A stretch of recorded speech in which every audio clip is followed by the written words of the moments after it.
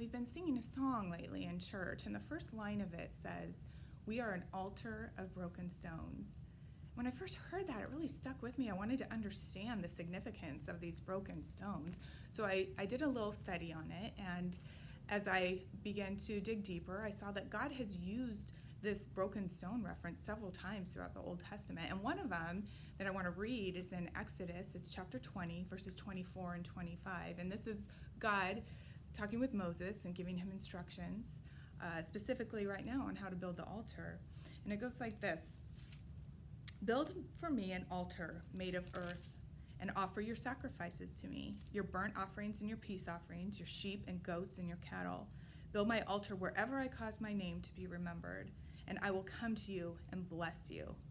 If you use stones to build my altar, use only natural, uncut stones.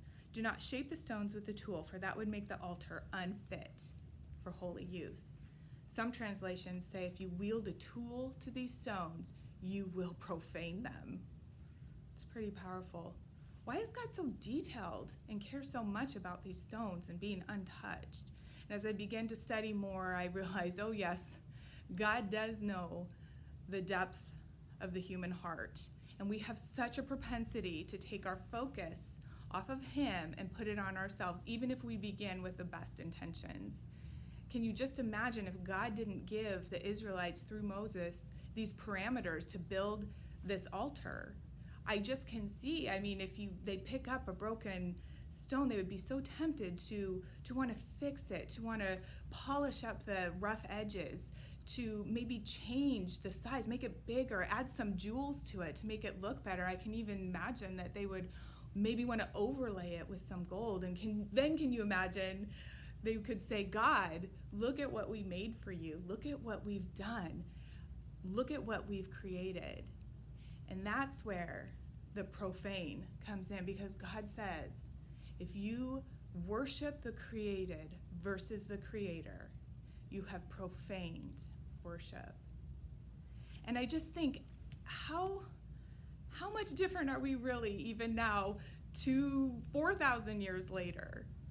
This is so relevant as we are the broken, unpolished, dirty stones.